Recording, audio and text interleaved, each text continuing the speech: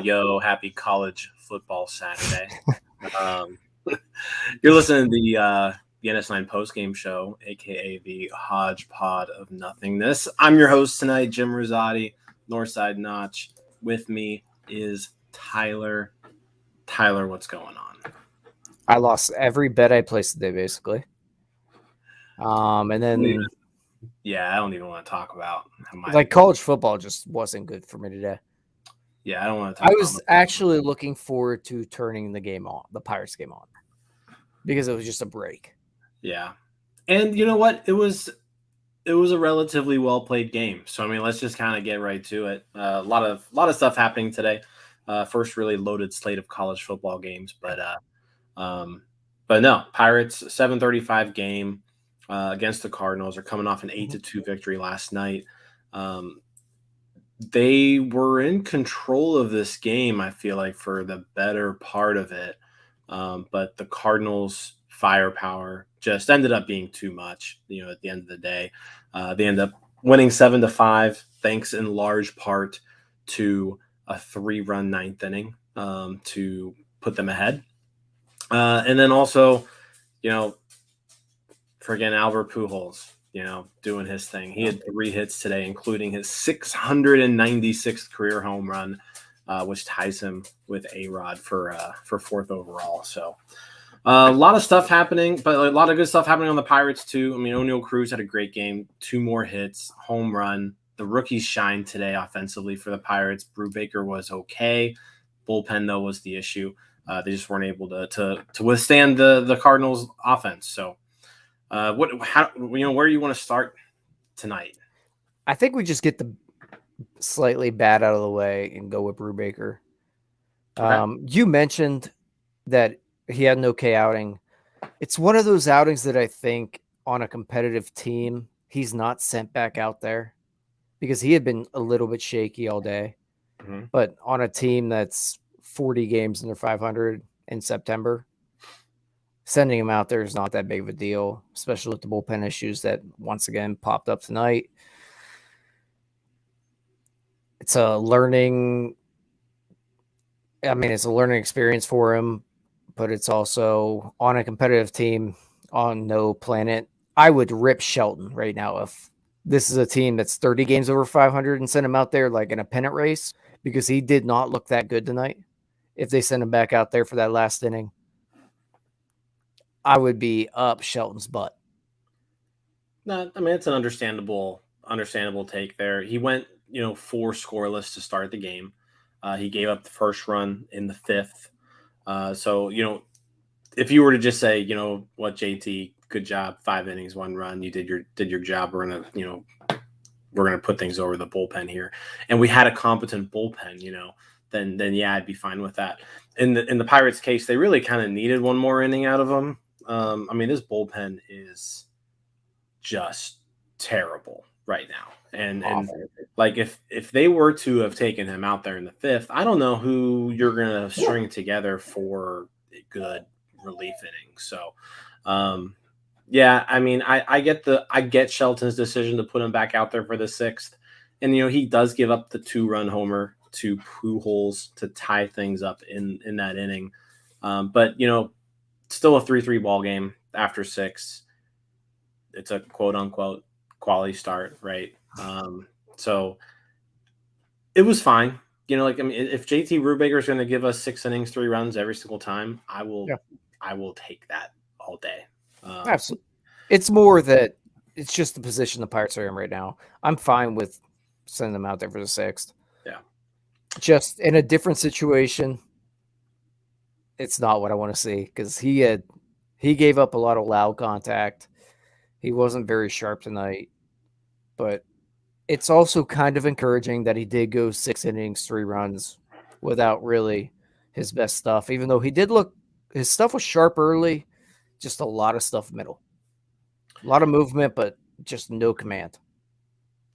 Yeah.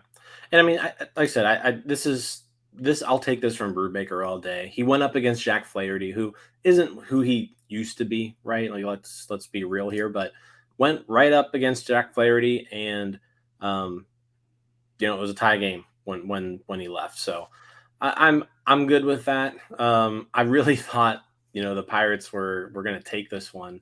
At 3-3 in the seventh. St. Louis brings in their lefty reliever, Jojo Romero, to face Oneil Cruz in the seventh. And man, just a great at bat by Cruz. It was with 2 strikes. Really good at bats by Cruz all night long. But in particular, this at bat against a lefty reliever, 2 strikes, another home run. Like, the dude's on fire. It's his 14th homer of the year. His comfort level since being permanently put into this leadoff spot, it's night and day from what we saw earlier this season from him. And he just gets more and more and more comfortable every time he steps in the batter's box. I mean, he's up there right now. He's got a 749 OPS now, well over league average. I don't know his exact stats since moving to the leadoff position. DiNardo keeps track of all that stuff. Very good. In like a notepad. But no, he's been great. He's been absolutely great. He's everything you would want him to be. And it's so refreshing and so fun to watch him just finally be comfortable up there and really controlling at bats and doing what he wants. Yeah. And I don't want to get into the negative and rehash what we've already gone over. But I think McHenry did a really good job of explaining a lot of the stuff going on with him during the game. He really is quiet with that lower half right now. Mm-hmm. And you watch him lay off a lot of breaking balls, a lot more than we saw. We're watching him be able to extend to those breaking balls that are just out of the zone. He's attacking more early in counts. We're not seeing as many 2-strike at bats from him. He's just really good right now, and I'm hoping it's not a hot streak. I'm hoping this is just kind of the beginning. Yeah. Obviously, he's not going to hit at this level for his career. That'd be like Barry Bonds. Yeah. But the way if he's found something right now, it's very, very encouraging as a Pirates fan. Yeah, and like I said, he just looks so much more comfortable in that batter's box. Like, he's not swinging at pitches way out of the zone. He's getting into better counts. When he is getting to 2 strikes, like he's laying off close pitches and he's swinging at strike. Like, I said, the comfortable is the best word I can use to describe it, and that he just he looks like he knows what he's doing up there now. He's got a plan. He's sticking to it, and he's executing it. Yeah, it's sort of what happens when you leave him in one spot. But not just at the plate. I thought he looked really comfortable at short tonight. Mm-hmm. We didn't see as much, pitter-patter, no stutters, no clutch. He just looked really smooth all around the night. Yeah. No, it was just, it was a great game by him. It's been a great 2 weeks now, for him. He's with how much difficulty he had adjusting to major league pitching when he first came up. Like, we obviously saw all the signs and the tools, they were there, right? It was just a matter of putting it all together. And he's erased all that now. Like, all those struggles that he had prior to the year, they're gone now. You look at his numbers, and he's now a better than league average hitter. Just based off of what he's done these last 2 weeks, he's climbed his way out of that hole. Like, he has the second best OPS on the team. Yep. And he was absolutely awful for a month. Yeah. And he's been up for 2 months, month and a half. 2.5 months now. Is it 2.5 months now? Yeah. Okay. Yeah, he's second best OPS on the team. He was bad for probably close to 2 months. Yeah. That's how good. That's how good he was during his bad stretch as well. Right. Like when he was bad, he was still pretty good. Right. Yeah. Like not pretty. I mean, he was a little bit below league average when he was bad. Yeah. But the power was still there. Yeah. Yeah. And now we're just seeing it all kind of slightly puzzle together. Yep.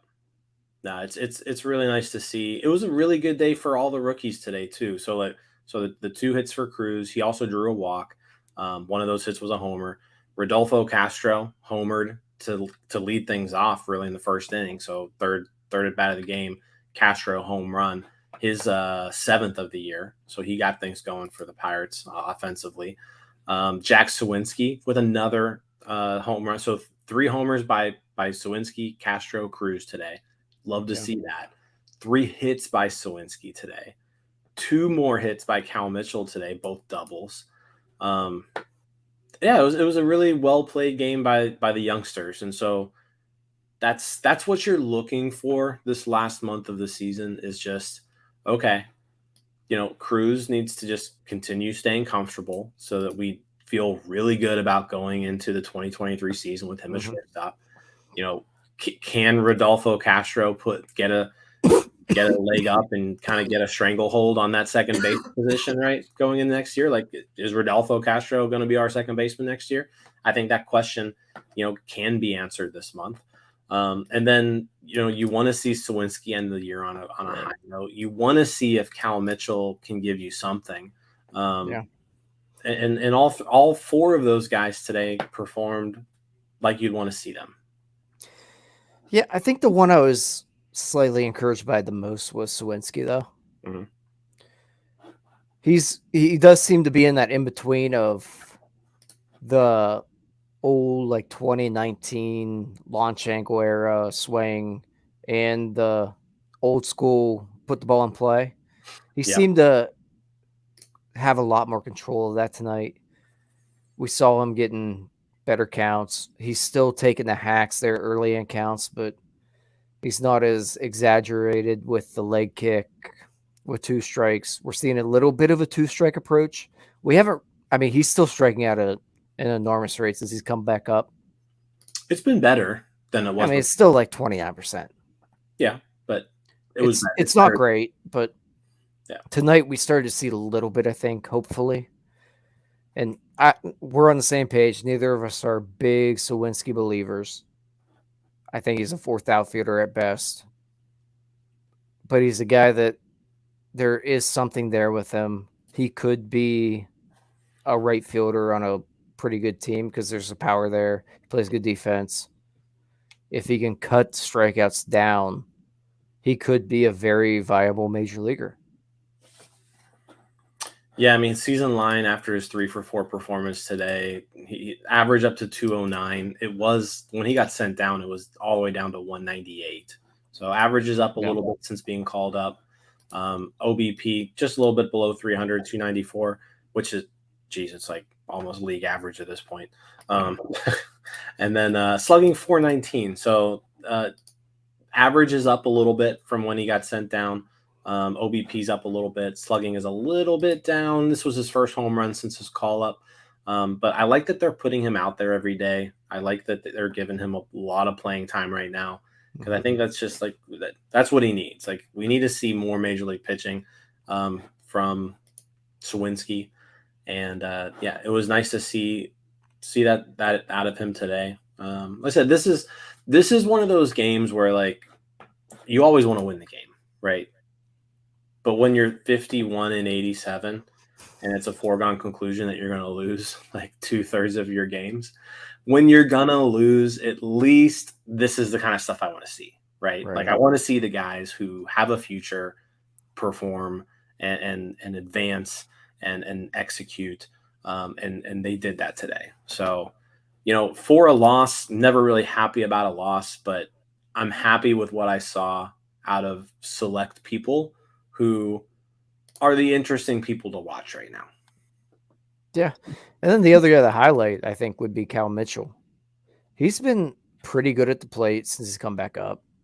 His strikeout rate has taken a nice cut. He's putting together really good at bats. The big problem with him is that he just is not a good right fielder. He's terrible out there. So awful defensively. He's so bad defensively. But since he came back on September 2nd, he's put together really good at bats. His strikeout rate's down below 20%. Slugging's up there. I mean, he's hitting well. He just plays such a bad right field. Yeah. 9 for 22 since being called up with those 2 doubles today. So, yeah, the defense is rough for sure. And like I said, I don't know yet about Mitchell. Like, I guess I still need to see more of him. He was really, really bad there for a while before being sent down the last time.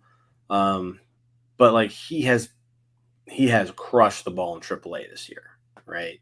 And he's still just 23 years old. Again, defensively, I don't know if he's got a position. So I think if Cal Mitchell is going to be a productive major leaguer, he's gonna have to hit. Like he can't just be. Yeah. He can't even be just a league average hitter because he's got to be a good hitter. Yeah, like a league average hitter who doesn't bring anything to the table defensively isn't a good player, right? So like he's gonna have to hit in order to be productive, and he's doing that since being called up. This was his 7th game, and he's recorded a hit in 6 of those 7 games. But yeah, just continue to play him. At this point, there's no reason not to play him and Suwinski every day. Yeah, I think we're beyond the Marcano stage of having to toss him out in the corner outfield spot every day. Yeah, I mean, give him some at bats every now and then. I mean, I wouldn't hate if you give him at bats over Ben Gamel at this point. Right. There's no reason to play Ben Gamel. I agree. But there's no reason that Marcano should be in there over Suwinski or Mitchell at this point. So we brought up this point. Anthony says teach Mitchell first base. We brought up this point a little bit ago, and like if he can hit, sure. Yeah. But like right now, he hasn't shown that he can hit enough to play first base. Yeah. He's gonna have to put together a good stretch. Yeah. More than a good stretch. Like maybe he's got to have a good end of the season, and then maybe you look into it in the offseason. Yeah. There's a lot of guys on this team that I'm looking forward to. Hopefully a good offseason. Yeah, so and we'll probably talk about this a whole other episode, but there are a lot of guys here where, I would love to see, Cruz and Castro go play in, lead on, the Dominican Winter League. So I would love to see that. I'd love to see some of these prospects who are close go to Arizona Fall League this fall. So I don't know necessarily. I feel like there's not a ton of opportunities like that for American players, unless you go overseas, which, there's some leagues in Australia and things like that, but we'll have a whole other podcast dedicated to that. But yeah, at this point, play Mitchell every day, play Suwinski every day.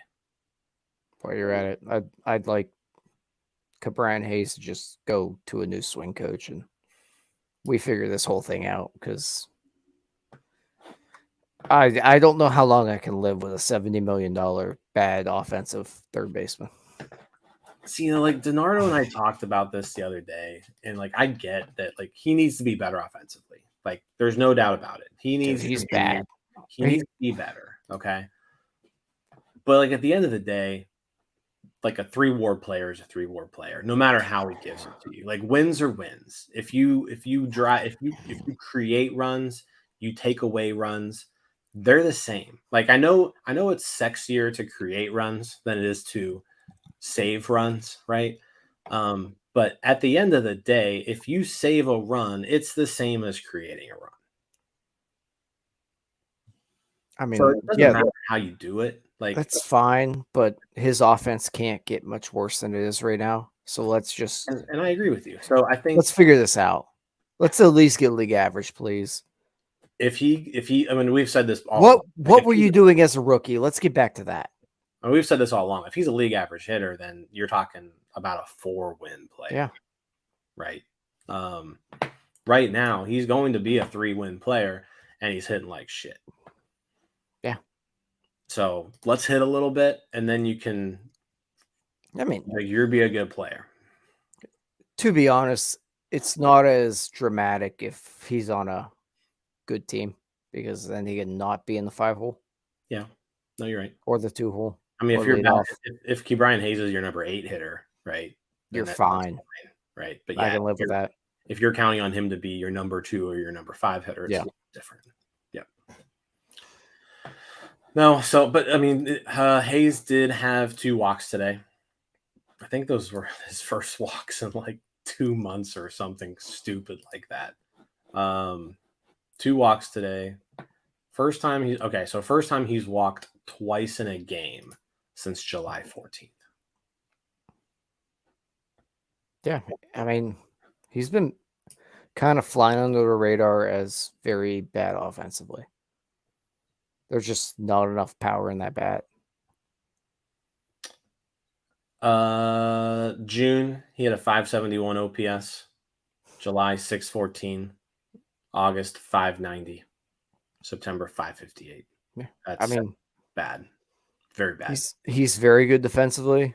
Yeah. Something's got to give here, though. Yeah. No, I think we can all agree on that. Aside from that, I mean, I think the Pirates probably should have put up more runs because Flaherty looked terrible.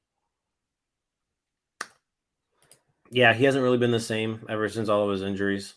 I think this is only I very much enjoy Cardinals fans whenever he plays poorly because they just pull political stuff. They rip him. It's awesome. But no, this was his 5th start of the year, 2nd against the Pirates. And the Pirates have, played pretty well against him both times. But yeah, it would have been nice to have added more against him. I mean, at the end of the day, you score 5 runs. Offense, I think, kind of did its job today. It was just the bullpen wasn't able to contain the Cardinals' offense. It really came down to just that last inning. Wil Crowe against Paul Goldschmidt. He went out ahead of him 0-2 with 2 outs. Goldschmidt just kind of hung in there, fouled off pitches, and worked a walk. And that loaded the bases for Arenado. And at that point, Crowe was in the high 20s in pitch count. He didn't really look sharp the whole inning, but Arenado doubles down the line, and that's the game at that point. Bases clearing double. Pirates go down by 3. The bullpen gives up 4 runs today in 3 innings. You're not going to win too many games when that happens. Yeah, Wil Crowe's the stock's dropping on him, but he's also been very overused at this point. Yep. We also saw Stevens come in. We saw flashes, I think, but it wasn't good. I mean, the stuff's there, but at this point, if you're a right-handed reliever and you don't throw 98, I mean, he throws hard. Slider looked good. It's another guy that when you don't have a team that can figure it out, it's not going to go well. And this organization at this point doesn't have something in place that it did at one point where guys came in and it got figured out. Yep. Yeah, I mean, and it's just that you look at this bullpen and it's bad. I mean, Shelton went to Underwood in the 7th, and I kind of joked about it, but then I was just like, well, who in the hell else are you gonna go to, really? Like Dwayne Underwood's their 7th inning guy. He kind of is by default. I looked at Underwood coming in. I'm like, God, him again. I'm like, I don't have anything. No.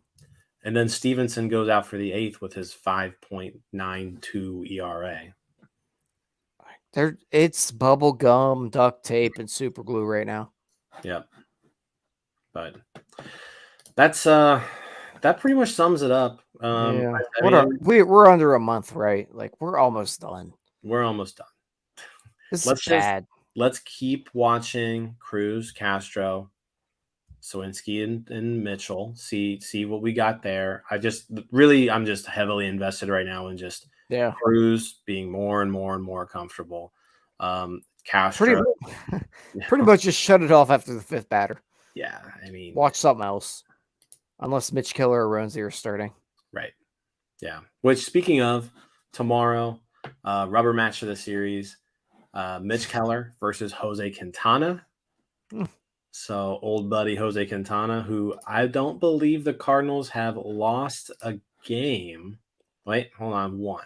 So the Cardinals are 6-1 in Jose Quintana starts since being acquired. 6-1. Yeah, so Quintana against Keller tomorrow. I will not be watching. Full disclosure. It is a 1:30 game. I will be tied up. There's another thing going on tomorrow that little busy. We'll be watching instead, with the NFL. I will not be watching tomorrow either. I got to actually hop on a plane here in like 6 hours. So, yeah. I will be about 6 beers deep by that point. Okay. We'll just go 6. Yeah. But no, I'm going. I'll be on a plane. I'm heading to Houston tomorrow. I do get to see Mike Trout play the Astros tomorrow, though, so that's fun. Fun with that. No, so Pirates, Cardinals tomorrow. Our old buddy Jose Quintana. What's your prediction, Jose Quintana? What's he going to do to us? Probably 5-2. 5 innings, 2 runs. He hasn't given up more than 2 in a Cardinal start yet, so that would seems like a Quintana start. Like 5 innings, 2 runs seems typical. That checks out. So Oneil Cruz will hit a laser somewhere if he plays. Yeah, I mean he hasn't had an off day in a while, so maybe they give him an off day tomorrow. I don't know, but if Cruz does not play, it's just like 6 innings, no runs. Because I don't know. I don't care anyhow because I'm not watching because Steelers are on. There you go. All right. Well, that's all we got. Again, Pirates drop the game to the Cardinals 7-5. They move to a little and a lot. 51-87 on the season. So. It got bad real quick. Yeah, they got bad. But that'll be it for tonight. Again, tomorrow 1:35 start. Keller, Quintana, and Steeler game at 1. So yeah, I think DiNardo's doing the post game. He's an idiot. Tomorrow's gonna be all DiNardo because he doesn't watch football apparently. Weird guy. Dolphins suck. So he was talking about weird TV shows today. Yeah. He was talking about Cobra Kai. Well, we're like, what are you doing? College football's on. What are you watching? To be fair, you were telling us about some like Dabonnet or I don't know, Dubotan. I was just giving you horse betting advice. I don't know what you were saying. Yeah, I was just giving you gambling advice. And you said something about Vegas Magic and honestly, it's a good thing that you didn't take it because it didn't go well. I didn't know what words you were speaking. It didn't go well. So we're not going to talk about it because it was bad. All right. Perfect. All right. That's all I got. Let's go home. See you guys. Peace out, Girl Scouts.